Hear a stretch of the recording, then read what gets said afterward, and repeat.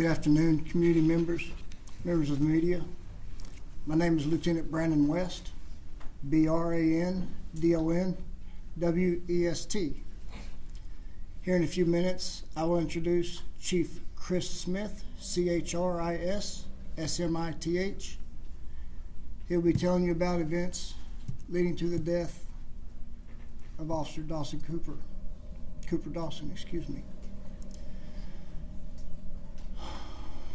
Without further ado, our command staff will come in, followed by our city mayor and our city manager, and of course, our chief of police.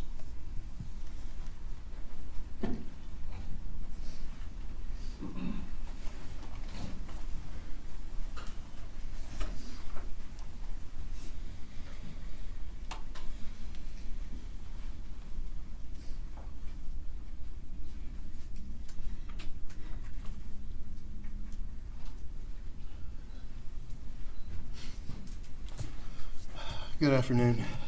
My name is Christopher Smith, C-H-R-I-S-T-O-P-H-E-R-S-M-I-T-H, and I have the distinct honor and privilege to be the Chief of Police for this outstanding community and outstanding department.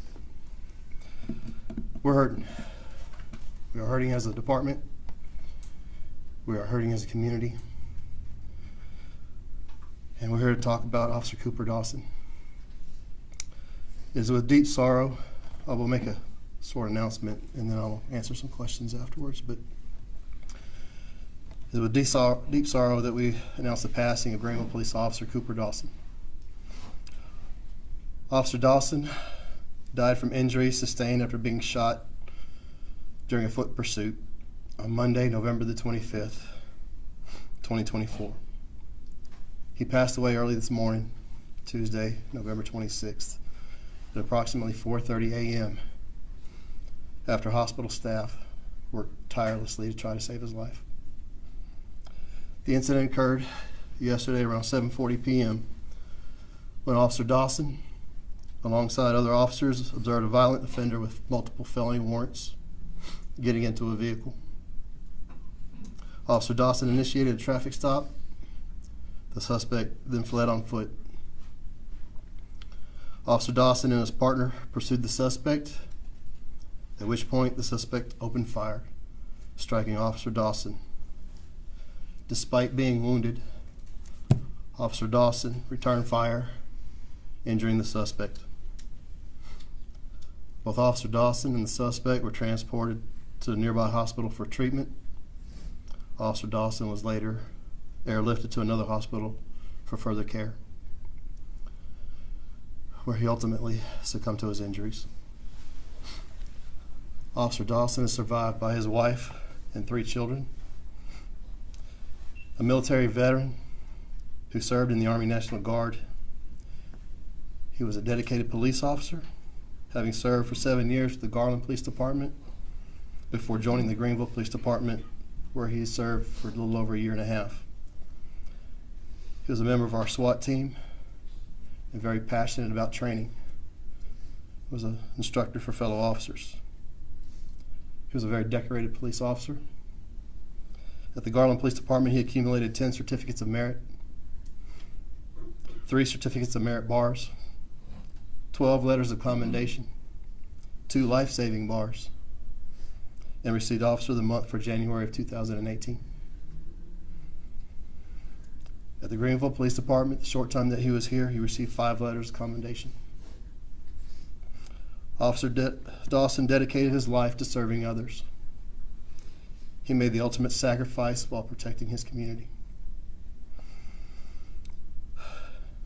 Today we honor him as a hero, a husband, a father, and a friend. The grief we feel is indescribable. We ask that you join us in praying for his family and supporting them in their incredibly difficult time.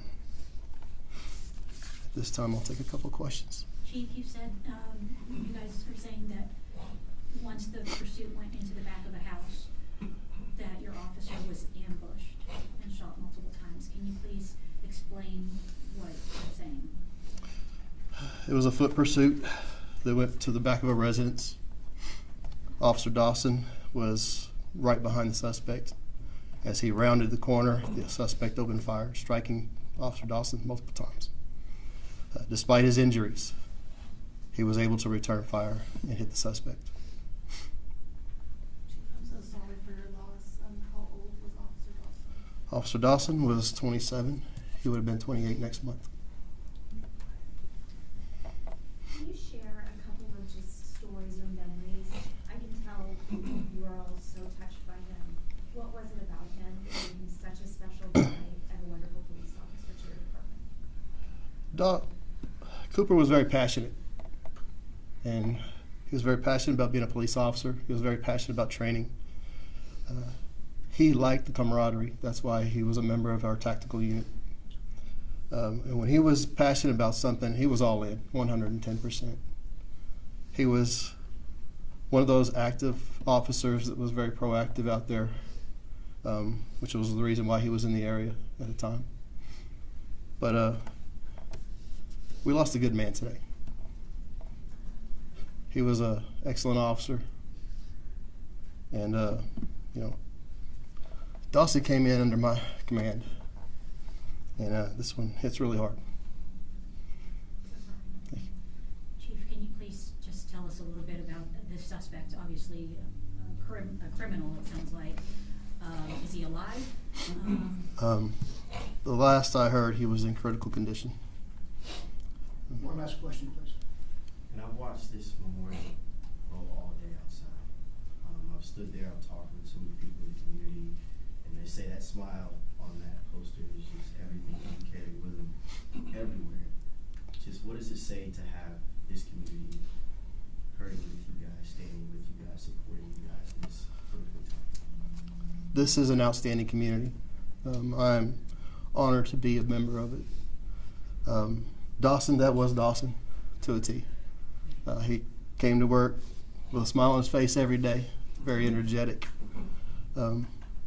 We have received such outpour of support from across the state, from across the community. We'll get through. We'll get through, but it's going to hurt.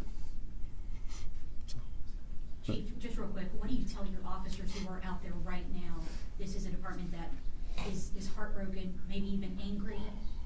How do you get, what's the message to them? Honor Dawson. Honor what he did. This was a perfect example of heroic acts that are done by police officers every single day. We have a job to do, and we know it. And we will continue to do that job to the best of our abilities, because that's what he deserves. So, just real quick, Dawson was wounded, and despite being wounded, he applied his own tourniquet. He was passionate about tactical medicine.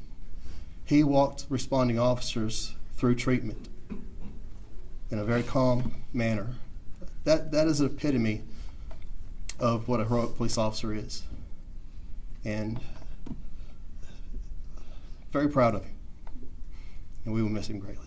So, thank you very much.